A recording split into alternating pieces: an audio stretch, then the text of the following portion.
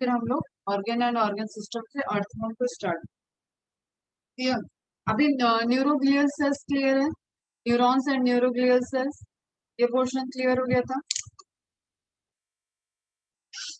किसके नंबर ज्यादा होंगे, न्यूरॉन्स के या न्यूरोग्लियल सेल्स के? Which have maximum number glial, ठीक है। Which glial cells which glial cells work as a scavenger, immune system, as a protective?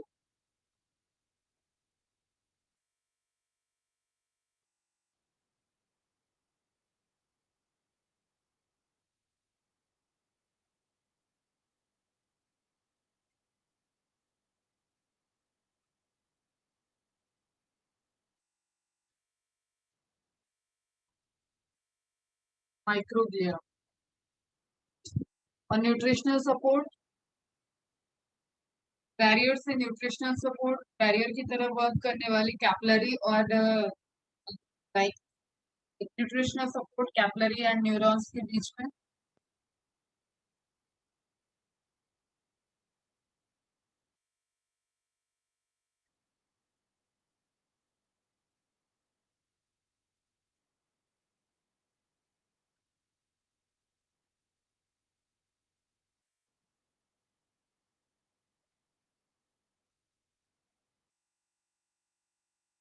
Correct है। और एस्ट्रोसाइट्स,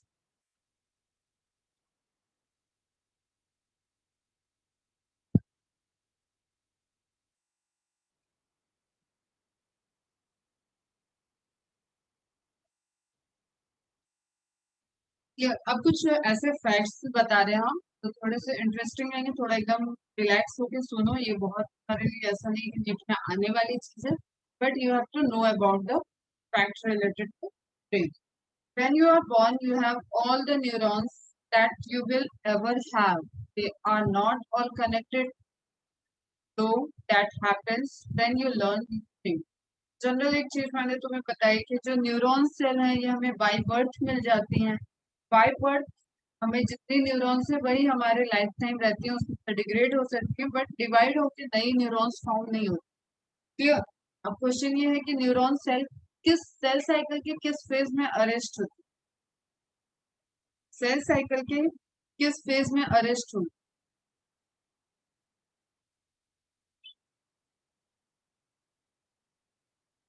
सुनते भी रहो बीच में और रिप्लाई भी करो। तो न्यूरॉन्स जो है वो हमें बाय बर्थ मिले हुए हैं, न्यूरॉन सेल मिली है, लेकिन वो कितने कनेक्शंस बना सकती है, कितना वो एक्टिव रहेगी, that is decided by our training of brains या आवर एक्टिविटीज। किस साइड में एक्टिविटी कर रहे हैं, किस तरीके से अपने ब्रेन को ट्रेन कर रहे हैं, उसके अकॉर्डिंग हमारे न्यूरल कनेक्शन डिसाइड होते हैं। क्लियर है? जी जीरो, वेरी गुड। बाकी सब कोई किसी की रिप्लाई नहीं आ रही, बस फरिया अकेले रिप्लाई दे रही।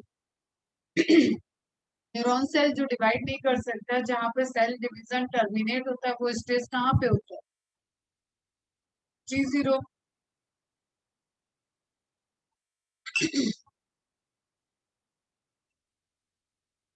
ठीक है, जी जीरो क्या है? सेल साइकिल का सस्पेंडेड है या exit from the cell cycle है?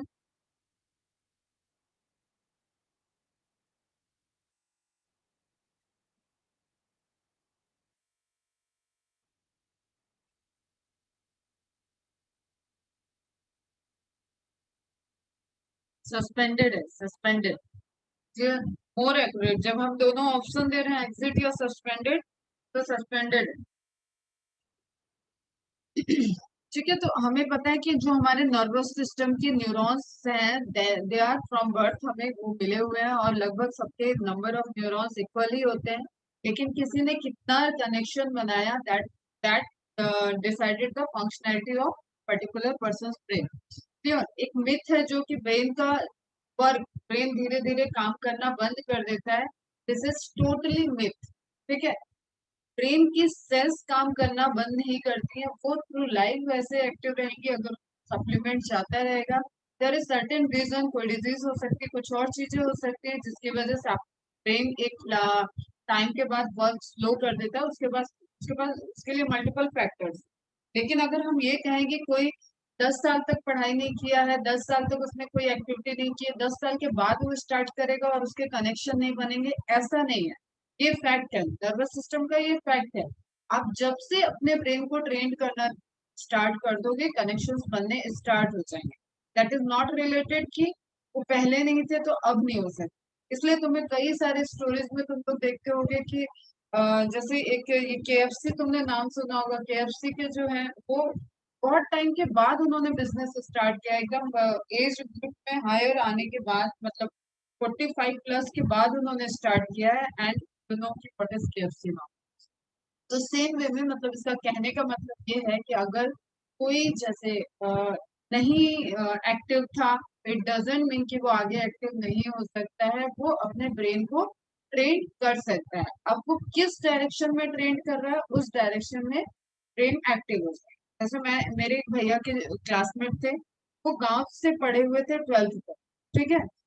उनको कुछ नहीं, मतलब ऐसे डायरेक्शन नहीं दिया गया था कि क्या पढ़ना है क्या नहीं करना है, तो ये अचीव थे 52%, 51%, ठीक है, 10th और 12th के इस तरीके के उनके मार्क्स थे। मतलब he was not even apply eligible criteria को फुलफिल नहीं कर रहे थे कि वो उसके अकॉर्डिंग आगे जॉब के लिए अप्लाई कर सके।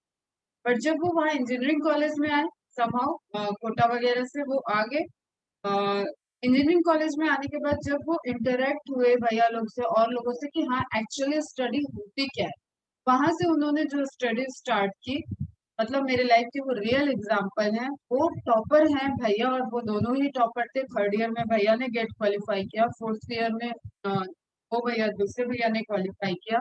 And they are only two two students. वो ये दो ही स्टूडेंट थे जिन्होंने गेट क्वालिफाई किया। तो ये ऐसा नहीं था कि आप उनके मार्कशीट को देख के ये बता दो कि वो पढ़ने में तेज नहीं थे। उन्होंने 12th तक पढ़ाई नहीं की थी। वो गांव के एकदम जैसे बहुत लाड प्यार वाले माहौल में रहते हैं, बस ऐसे बच्चा जा रहा है, पढ़ रहा है, आ रहा है।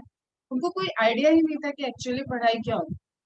और आज की डेट में वो बहुत रिनॉन्ड जॉब कर रहे हैं, मतलब आज भी दोनों लोग बहुत अच्छे से जॉब में, जो कहते हैं टॉपर्स टाइप से, उस तरीके के प्लेसमेंट और इंजीनियर्स ग्रेड में दोनों ही इवन कंट्री को लीड कर रहे हैं बहुत अच्छे अच्छे प्रोडक्ट प्रोजेक्ट में।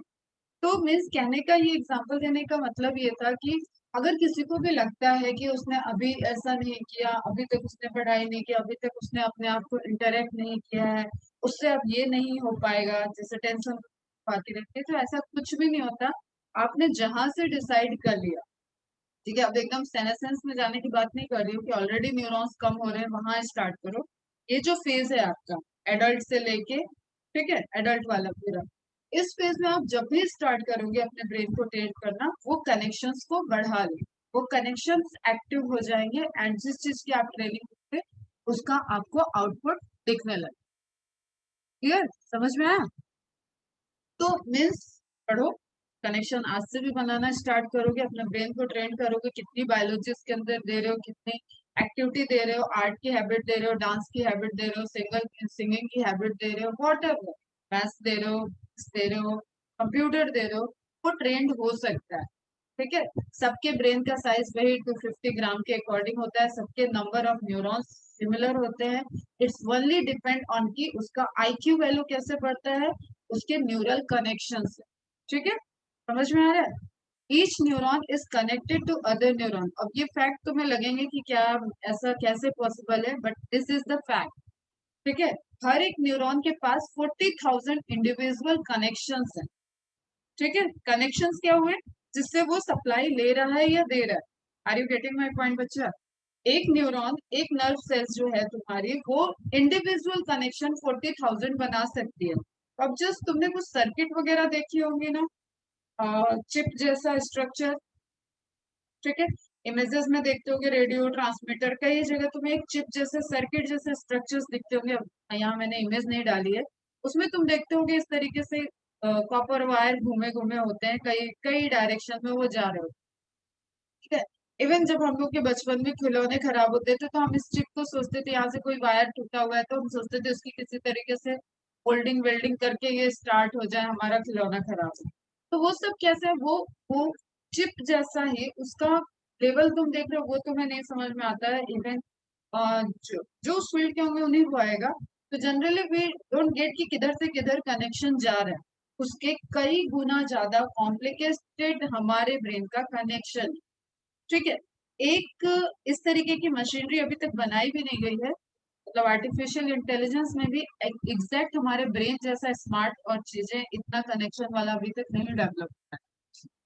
तो हर एक न्यूरॉन्स के 40,000 इंडिविजुअल कनेक्शंस है। कनेक्शंस मतलब समझो वो जो सिनेप्सिस बना रहा है, जो डेंड्राइट्स और एक्सॉन से निकलने वाली कनेक्शंस है ना, वो लेना और देना। तुम छोटी सी इमेज बनाते हो तो तुम कैसे ये इस तरीके की इमेज हमने दिखाई भी तुम्हें, लाइक दैट, क्लियर।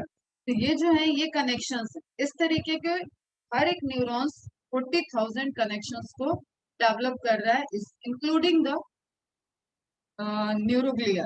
ठीक है, ग्लियल सेल्स के साथ कनेक्शन, और इस तरीके से वो पूरी सप्लाईज को जो अपने मेंटेन कर, ठीक है, बिटवीन द सेल्स, एक सेल से दूसरे सेल के बीच में उसकी कनेक्शन इस तरीके से जनरेटेड है। और एक सर्किट, एक एक डेंड्राइट क्या कनेक्शन लेके आ रहा है, क्या सिग्नल लेके आ रहा है, वो बहुत ही स्पेसिफिक है, और उसको सेल बॉडी एग्जीक्यूट करेगी एंड देन एक्सॉन्स के थ्रू वो ट्रांसपोर्ट होगा। तो यू कैन रिलेट हियर कि एक ही सर्किट में नंबर ऑफ सिग्नल्स आ रहे हैं, नंबर ऑफ सिग्नल्स आ रहे हैं, और बहुत फ्रैक्शन ऑफ सेकंड में वो प्रोसेस होके एग्जीक्यूट होके एक्सॉन के थ्रू ट्रांसमिट हो जाए। क्लियर है, multiplying 100 billion neurons, total neurons के नंबर जो है वो 100 बिलियन न्यूरॉन्स हैं। 40,000 टाइम्स सिनेप्सिस के connection is equivalent to the brain having more connection in it then there are stars in the universe.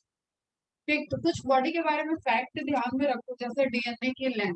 DNA की लेंथ अगर आपके पूरे बॉडी की डीएनए की लेंथ मिला दी जाएगी, जोड़ी जाएगी, तो उसका थ्रेड इतना बड़ा होगा कि यहाँ से चांद तक जाके, चांद से मून तक जाके, और वहां से रिटर्न आया जा सकता है। मतलब यहाँ से चांद, चांद को घुमा के और फिर वापस अर्थ पे आ सकते हैं। इतना एक डीएनए, एक इंसान के अंदर के टोटल डीएनए की लेंथ होती है।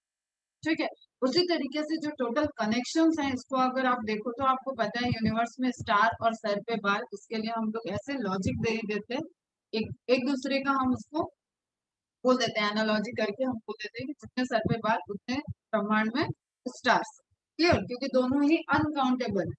तो उसी तरीके से ये connections more than the stars, तो उनका भी काउंट का कोई मतलब नहीं है, और that is the reason behind कि बहुत सी चीजें हमें ब्रेन के बारे में पता ही नहीं। Post specialised cells in animals है भाई, जो एक साथ इतने कनेक्शंस और इतनी चीजों को एग्जीक्यूट कर रही है, उसी को आप लोगे most specialised cells in animal. एक पॉइंट नोट डाउन कर लेना, पूरी बॉडी की लार्जेस्ट लॉन्गेस्ट सेल कौन सी होती है? Neuron. Most specialised for their function is neuron, क्योंकि एक बार के बाद ये डिवाइड भी नहीं कर रही है, लेकिन फंक्शनली ये ऐसे समझो, जैसे जस्ट सपोज आज मैं बायोलॉजी पढ़ा रही हूँ, एक महीने बाद मैं नहीं पढ़ा रही, तो मुझे कोई रिप्लेस करे, यहाँ बायो बंद नहीं हो जाएगा, बायो पढ़ाने के लिए कोई दूसरा आ जाएगा। ठीक है, तो वो कैसे हो गया? रिप्लेसबल, सेल डिवाइड करके दूसरी सेल आ, लेकिन ये कैसी सेल है? इसने जिम्मेदारी ली है, बाय बर्थ इसने रिस्पॉन्सिबिलिटी ली है, एंड टिल ये सेल खुद खत्म नहीं हो जाए तब तक ये उस रिस्पॉन्सिबिलिटी को निभाती रहे। Are you getting my point बच्चा? तो most specialised cells in animals, developing animals या डेवलप हायर एनिमल्स क्या होगा? न्यूरॉन्स। क्लियर है बेटा? लॉन्गेस्ट में हम ऑलरेडी तुम्हें बता रखे हैं कि न्यूरॉन सेल जो होती है वो सिंगल सेल में लॉन्गेस्ट होती है, और माइकोप्लाज्मा जो है वो शॉर्टेस्ट, सबसे स्मॉलेस्ट यूनिसेलुलर। तो लॉन्गेस्ट में भी अभी ध्यान रखना है, ह्यूमन न्यूरॉन्स हमें ध्यान रहता है 1 to 2 मीटर, जो हायर है 2 मीटर अप्रोक्सीमेटली लेंथ है न्यूरॉन का, जो तुम्हारे पेल्विक गर्डल से लेके, पेल्विक से लेके लिम्फ में सप्लाई मेंटेन होगा, दैट इज उसकी हाइट अप्रोक्सीमेटली 2 मीटर्स की, वो लॉन्गेस्ट न्यूरॉन है ह्यूमन बॉडी का। एंड ओवरऑल एनिमल में हम बात करें तो सबसे बड़ा एनिमल कौन सा है? Blue whale, minnow. ठीक है, तो उसी का न्यूरॉन क्या है? सबसे बड़ा है, जिसके जिसकी लेंथ हम कह सकते हैं अप टू 30 मीटर तक न्यूरॉन की लेंथ। क्लियर? जिराफ के एक्सॉन की, न्यूरॉन नहीं, जिराफ का एक्सॉन यहाँ पे दिया हुआ है, that is 5 metre. The part of neuron is 5 metre तक उसकी रेंज है। Nervous system allows for 1 millisecond response time. ये मतलब फ्रैक्शन ऑफ सेकंड में भी नर्वस सिस्टम, ये सारी सेल्स जो कनेक्शन इनके पास आ रहा है उसको कोऑर्डिनेट करके ये रिस्पॉन्स कर देते हैं। तो बहुत सुपर फास्ट टाइप का हो गया। एक्चुअली जब आप इसके इमेजेस देखते हो, अब मैं यहाँ पे देखती हूँ कौन सा ये इंस्ट्रूमेंट होता है, उस इंस्ट्रूमेंट से देखने में जी मैं भूल रही हूँ इंस्ट्रूमेंट, तो एक इंस्ट्रूमेंट है उससे देखने से आपको ये इतना फाइन दिखता है, उसके बाद वहां पे आपको एक्चुअली में जैसे स्पार्किंग जैसे बिजली कड़कती है उस तरीके से सिग्नल्स पास ऑन होते हुए दिखते हैं, और ये इतना फास्ट होता है कि कांट इवन इमेजिन कि वहां कितने सारे सिग्नल एक साथ चल रहे हैं। क्लियर? तो stress literally kills your brain. अब ये देखो, ये तुम्हारे काम की चीज, सोच सोच के कि भाई स्ट्रेस ले लेके कि लॉकडाउन लग गया है, कैसे होगा, क्या खत्म होगा। ऑफलाइन में हमें ज्यादा समझ में आ रहा था, ऑनलाइन में तो कुछ समझ में आता है कुछ नहीं आता है। मैडम से मैडम फास्ट पढ़ाती है या वॉट एवर, सामने पढ़ाती थी तो ज्यादा समझ में आता था। फिजिक्स नहीं आ रहा है, सोच सोच के इसमें इतने मार्क्स आ गया, इसमें इतना हो गया, मैंने इतना पढ़ा था, ऐप काम नहीं किया या वॉट एवर, जो भी सिचुएशन माइंड में आ रहा है उससे क्या होता है, तुम्हारे ब्रेन के कनेक्शन, तुम्हारे न्यूरॉन्स के कनेक्शन ब्रेक डाउन होते हैं। ये बात बैठा लो दिमाग, ठीक है? तो कहना तो कहते हैं कि आसान होता है, और इसको लाइफ में अप्लाई करना चाहिए। तो हमें कभी स्ट्रेस में नहीं रहना चाहिए। स्ट्रेस में रहना मतलब डायरेक्टली है कि हम अपनी सबसे स्पेशलाइज सेल को हार्म करें। हमारी बॉडी जैसे मशीनरी, हमारी बॉडी जितना वर्क कर रही है, अगर आप इसके लिए पे करोगे ना, तो इसका कॉस्ट नहीं पे कर सकता इंसान, जितना वो पूरी जिंदगी कमा रहा है उससे ज्यादा। अगर इन सब चीजों को जैसे अभी देख रहे हो तुम तो, ऑक्सीजन की सप्लाई के लिए, ऑक्सीजन के फंक्शन, वेंटिलेटर के लिए कितनी कॉस्ट लग रही है, ठीक है? वो सब चीजें हमारे बॉडी जब नॉर्मल फंक्शन कर रहा है तो वो तो हमें नेचुरली मिली हुई है, तो हम उसको हार्म क्यों करें? तो सिंपल सी चीज है, स्ट्रेस जो है वो आपके ब्रेन को किल करता है by degrading the neural connection. Connections को तोड़ेगा, जितना आप स्ट्रेस लोगे कनेक्शन टूटेगा। और कनेक्शन 40,000 मैक्सिमम लिमिट है, अगर आप 10,000 की लिमिट पे काम कर रहे हो तो ऑब्वियसली आपका फंक्शन कम हो, ठीक है? आपकी परफॉर्मेंस स्लो डाउन हो। तो just try to improve your connection, don't take any stress. The stress literally kills your brain. Studies have found that month of exposure to stress can permanently destroy neurons in your brain. अगर आप continue stress में रहते हो तो आपके neurons destroy हो जाएंगे। Neurons destroy हुए तो उसके बाद आप उसको, पता है, रिप्लेस नहीं कर सकते हो, दोबारा डिवाइड करके नहीं बना सकते हो। तो ऑब्वियसली वहां से अफेक्ट होगा ब्रेन की एक्टिविटी में, by the means of learning, reasoning, control, impulse control, memory, memory wise जो अल्जाइमर वगैरह, पार्किंसन, ये सब डिजीज होते हैं, उन सब में एक्चुअली क्या हो रहा है, यही सारी मैकेनिज्म डिस्टर्ब हो रही है। क्लियर है? तो स्ट्रेस नहीं लेना, खूब अच्छे से पढ़ाई लिखाई करो। Neurons that fire together, neurons जिनको आप एक साथ कनेक्ट कर देते हो, जो सिग्नल दे रहे हैं आपने, ये कैसे हो गया? This is about the training, ठीक है? जैसे जस्ट सपोज एक ट्रेनिंग कैंप में ट्रेनिंग मिल रही है तुम्हें नेवी की, ठीक है? नेवी से रिलेटेड ट्रेनिंग है, एक में आर्मी से रिलेटेड। तो इस ट्रेनिंग कैंप में जो लोग होंगे इनके कनेक्शंस एक साथ जुड़ रहे हैं, ठीक है? ये एक तरीके से इनका एग्जीक्यूशन सेम काइंड से होगा। जब ये ट्रेनिंग के बाद निकलेंगे, अलग अलग जाएंगे, तो इनका एक जैसा फंक्शन होगा। सेम वे में यहाँ पे जो लोग हैं उनका एक जैसा फंक्शन होगा, और उनके बीच में कोऑर्डिनेशन बहुत अच्छा होगा। क्लियर? उसी तरीके से जब आप ब्रेन को ट्रेन करते हो कि राइट हैंड से आपको ये करना है, आप ये उठा रहे हो, ये कर रहे हो, पेन उठाओगे तभी आप लिखोगे, तो हर बार आपका ब्रेन ऐसा नहीं है कि वो आपको बताता है कि चलो पेन उठाओ, ठीक है? This is all set. धीरे धीरे ट्रेनिंग करते करते वो सेट हो जाता है, और वो कुछ चीजें रिफ्लेक्स एक्शन से होती है, कुछ आपके ब्रेन ब्रेन कोऑर्डिनेट करता है, और कुछ स्पाइनल कॉर्ड कोऑर्डिनेट करता है, ठीक है? जस्ट लाइक कि आप घर जा रहे हो तो आप बात करते करते घर की तरफ ही जाओगे, दूसरे के घर में नहीं चले जाओ। इतना मतलब जब तक आपका ब्रेन नॉर्मल है तब तक आप, नर्वस सिस्टम आपका नॉर्मल वर्क कर रहा है, तब तक आप मसल मेमोरी नहीं, this is related to neuron से रिलेटेड है, लेकिन उसको हम रिफ्लेक्स बोलते हैं। वो हमारे अनकॉन्शियस माइंड में सेट हो जाता है, we don't know about that. वो ट्रेनिंग की वजह से, देखो न्यूरॉन्स दैट फायर टुगेदर, मतलब जो एक साथ इलेक्ट्रिकल सिग्नल्स कर रहे थे और परफॉर्म कर रहे थे, एंड वायर टुगेदर, एक साथ फायरिंग, एक साथ इलेक्ट्रिक इम्पल्स की सप्लाई, एंड एक साथ ही वायर्ड है, एक पाथ है उनका, जैसे A B C D E, इस तरीके से न्यूरॉन्स आपस में वर्क कर रहे हैं। तो ये A B C D E इतने ज्यादा फायर्ड एंड वायर्ड, बार बार इनको ट्रेंड कर दिया गया कि अब ये असेंबल हो गए।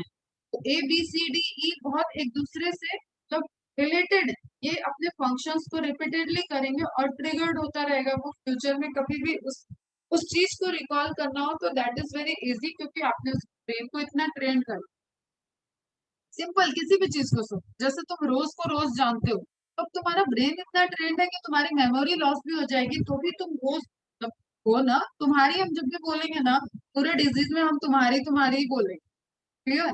तो इसका मतलब नहीं कि तुमको वो डिजीज हो जाए।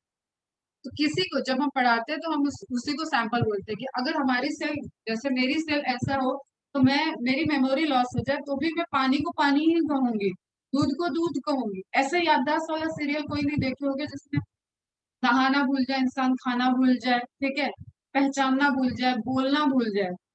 समझो हम क्या बताएं।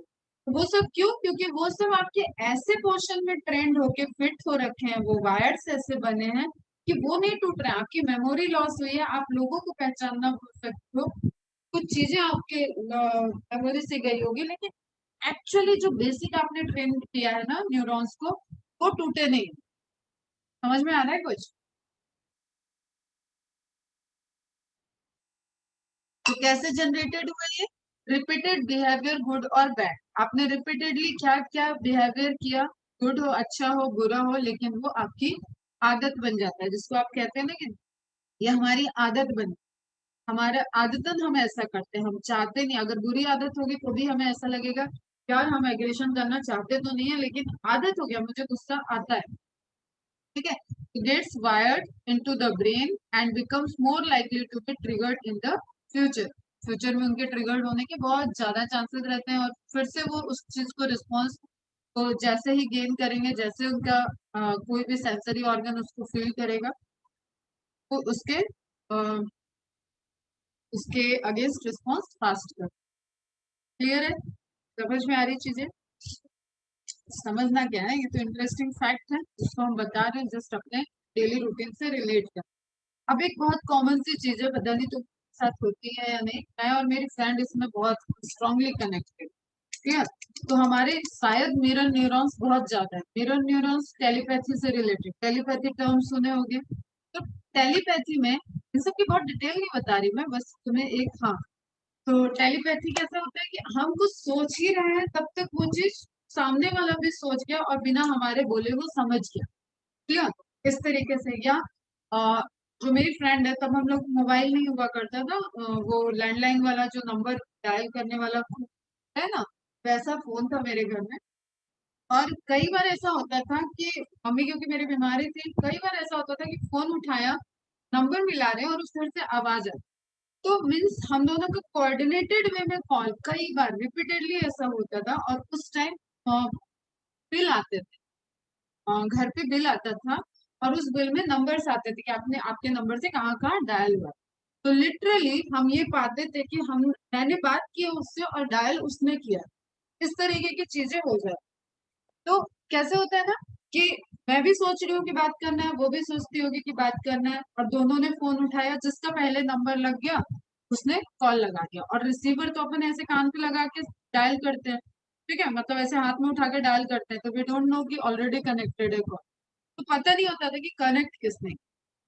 तो उसी तरीके से आपके भी लाइफ में आप फील किए होगे कि कभी कभी आप सोचते होगे कि मम्मी आ जाए, मम्मी ये कर ले, और मम्मी सामने से वही चीज आपको बना के खिला रही हो, या आपके घर पे कोई ऐसा मेहमान आ गया जिसके बारे में आप सोच रहे थे मिलने का। हालांकि ये क्या हो रहा है ना, टेलीपैथी सुनने में अजीब लगती है, इस पे अभी वर्क भी चल रहा है, और ये जो हमारी फैसिलिटीज हो गई है ना अभी, फोन, वीडियो कॉल, इससे टेलीपैथी पे इफेक्ट भी पड़, क्लियर। क्योंकि अब आप कनेक्शन को यूज करने के लिए आप इस तरीके से सोचने में जाओगे ही नहीं ना। यू हैव इजी ऑप्शन, आपने फोन उठाया, डायल कर दिया, आपने मैसेज कर लिया, आप वीडियो कॉल कर रहे हो, तो आप बता रहे हो, तो होती तो टेलोपैथी अभी भी है, लेकिन पहले की तरह नहीं। पहले जैसे कैसे, अब तुम लोग तो इसमें एक एग्जांपल दे, जैसे गर्मी की छुट्टियों में आना जाना होता था, तो किसी को पता नहीं होता था कि कब आएगा कब, किस दिन एक्चुअली कोई आ रहा है। ठीक है, एक बहुत इंटरेस्टिंग एग्जांपल दे रहे हैं। तो हमें कैसे होता था कि हम वेट करते थे कि आज मौसी आ सकती है, कल मामा आ सकते हैं, चाचा जी आ सकते हैं, या हम जा रहे हैं तो गांव में दादी पूरे हफ्ते भर से रास्ता देख रही हैं कि हाँ छुट्टी तो लग गई होगी बच्चों की, आज भी आ सकते हैं, कल भी आ सकते हैं। ठीक है, इस तरीके से होता है। तो एक्चुअली जिस दिन हम लोग आएंगे उस दिन उनको फील होगा। ठीक है, क्योंकि वो तो ऑलरेडी हर दिन इंतजार कर रहे हैं। तो एक दिन तो कॉमन निकलेगा। ड्यूरेशन पता है, पहले 2-2 महीने की आराम से समर वेकेशन होती थी और साल में एक ही बार गांव जाना होता, उस टाइम की बात। तो अभी ये सब चीज तो है नहीं भाई, आना तो छोड़ो, कहाँ पहुंचे कहाँ पहुंचे कहाँ पहुंचे कहाँ पहुंचे, ये करते करते सामने वाले कॉल कर करके इरिटेट कर देते। तो एक्साइटमेंट का दौर तो ऐसा होता है, इतना कॉल, अच्छा फ्लाइट से उतर के, अच्छा कैब कर ली, ठीक है लोकेशन शेयर कर दो, भाई पहुंच रहे हैं। तो दोनों में डिफरेंस बहुत है। तो जो डिफरेंस आपने टेक्नोलॉजी को दे दी है, वो चीज पहले ब्रेन खुद कनेक्ट कर, तो that is related to telepathy. इसका कुछ नहीं होता है, इसका सिंपल सी लॉजिक यही है कि आपके number of neurons equally distributed है, एंड बहुत सारे कनेक्शंस जो आपने ट्रेंड किया है वो उसने भी ट्रेंड किया है, बहुत सारी चीजों में दोनों पर्सन की सोच मिल रही है, बिहेवियर एक जैसा है, तो उनके न्यूरॉन्स कॉमन हो। क्लियर? इसको बोलते हैं mirror neuron. Did you know that the mirror neurons has share information between each other without needing to verbally communicate? ये verbally communication का नीड नहीं होता है, एंड एक इंसान की बात दूसरा इंसान समझ जाता है। Human brain alone is believed to contain 100 billion neurons। अब हमारे जो ट्रिलियंस ऑफ सेल्स है उसमें billion of cells, nervous system लेके बैठा हुआ हमारा। तो समझो एक्चुअली जो मशीनरी है पता नहीं कैसे बनी है, क्या बना, कैसे इवोल्यूशन में इवॉल्व किया इतना कॉम्प्लेक्स सिस्टम, और किस तरीके की वेल कोऑर्डिनेटेड मशीनरी। अगर इसकी तुम सिर्फ वैल्यू समझ जाओ ना, तो कभी भी तुम्हारे आसपास तुम कोई बैड हैबिट लगाओगे। जस्ट ये गिफ्ट जो ये हमारे पूरा वेल डेवलप्ड बॉडी हमें मिला है, हमारे सारे ऑर्गन सिस्टम वर्क कर रहे हैं, इसकी एक वैल्यू है। ठीक है, तो वैल्यू समझना बहुत जरूरी है। कोई भी बैड हैबिट में, कल को कोई अल्कोहल की आदत लगा लिया, कोई स्मोकिंग की, भाई स्वैग में या इट्स, ठीक है, और लगा रहे हैं, स्मोक कर रहे हैं, तो वो सब हैबिट नहीं होनी चाहिए, क्योंकि एक्चुअली जिस चीज को आप हार्म कर रहे हो वो बहुत ही वैल्यू वाली चीज। अब एक एक्सपेरिमेंट हुआ था 2013 में, projected human brain cells into a mouse brain. अब बेचारा माउस जो है ये बहुत सारे एक्सपेरिमेंट झेलता है, एल्बिनो माइस बोलते हैं इसको, व्हाइट वाला जो होता है। अब इन्होंने क्या किया, माउस के ब्रेन में न्यूरॉन सेल्स जनरेट कर दिया एम्ब्रियोनिक स्टेज में, समझ लो एम्ब्रियोनिक स्टेज में डेवलपमेंट के टाइम उसने माउस डेवलप होना था, उसमें नर्वस सेल्स की जीन डाल दिए या न्यूरॉन्स को डाल के एनी हाउ कनेक्शन बन। तो उसके लिए क्या दिखेगा, माउस की मेमोरी बाकी माउस से अच्छी हो गई, वो माउस आपका थोड़ा सा गणेश जी के चूहे की तरह इंटेलिजेंटली वर्क करने लगा। ठीक है, मतलब कहने का मतलब कि जिस माउस के अंदर सैंपल में, जिस माउस के अंदर ह्यूमन की न्यूरॉन्स डाली गई, वो उस माउस की एबिलिटी टू लर्न बढ़ गई, क्योंकि माउस और ह्यूमन में डिफरेंस तो है, ह्यूमन ज्यादा इंटेलिजेंट है, तो वो माउस थोड़ा इंटेलिजेंटली वर्क करने लगा। ठीक है, समझ में आ रहा है? तो इस तरीके के थोड़े से फन फैक्ट हो गए।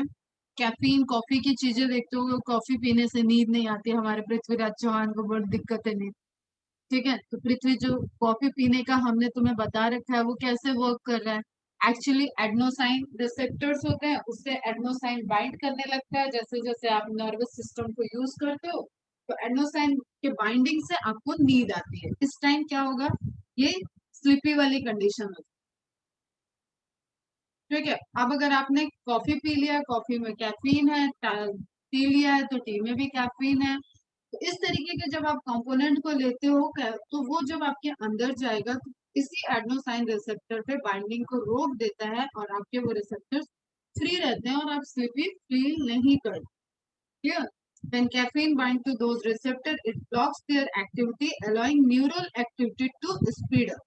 और आपकी नींद भाग जाती है और आप पूरी की पूरी क्लास में जगह जगह फील करते। ठीक है बच्चा, तो ये तो कहानी हो गई आपकी थोड़ा सा ब्रेन से रिलेटेड। मजा आया सुनने में? अब इससे भी बहुत ज्यादा बातें जब हम लोग नर्वस सिस्टम करेंगे तब वहां पे बात करेंगे अकॉर्डिंग टू जोन, किस तरीके से ब्रेन के कहाँ कहाँ है, कैसे आपको ड्रीम्स आते हैं, कैसे आपको बुरे ख्वाब आते हैं, क्या चीज होती है, कैसे आप भूल जाते हो, कैसे आप चेहरा देखने के बाद ऐसा लगता है अरे इसको कहीं देखा है। ठीक है, तो उन सब चीजों के पीछे क्या मैकेनिज्म थोड़ी बहुत वहां पे थी। चलो अब नेक्स्ट जो स्टार्ट करना है दैट इज टिश्यू कंप्लीट। नहीं बेटा, ये सब एक्सपेरिमेंट चल रहे हैं, ह्यूमन को इस तरीके से और सुपर ह्यूमन बना दिया जाए, चलते रहते हैं। सब बड़े कॉन्फिडेंशियल एक्सपेरिमेंट बहुत जगह चलते हैं। चलो अब नेक्स्ट हमें देखना है organ and organ system.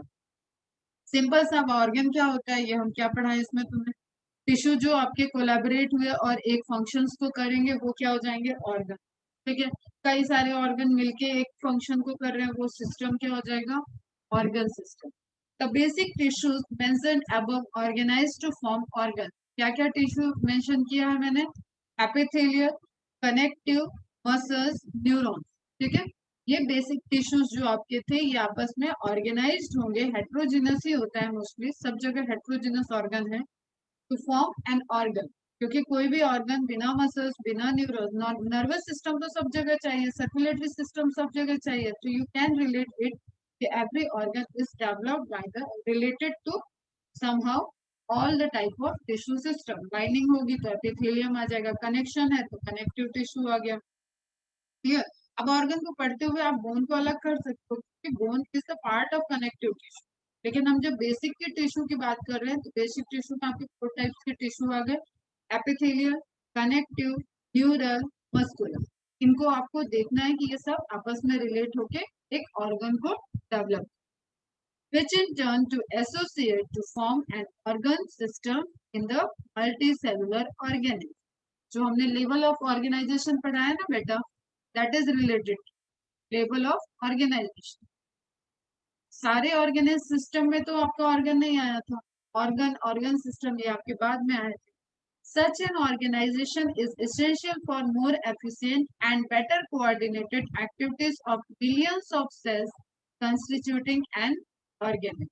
Billion तो बहुत छोटी सी चीज लिख दिया यहाँ पे। ठीक है, तो नंबर ऑफ सेल्स जो आपके बॉडी में प्रेजेंट हैं वो एक्चुअली एक सिस्टम को एक ऑर्गेनिज्म को एक ऑर्गन को डेवलप करने के लिए सारी जो सेल्स हैं वो आपस में कोऑर्डिनेट एफिशिएंटली वर्क, इसलिए उनके ऑर्गेनाइजेशन होना चाहिए। Each organ in our body is made up of one और मोर टाइप ऑफ टिश्यू।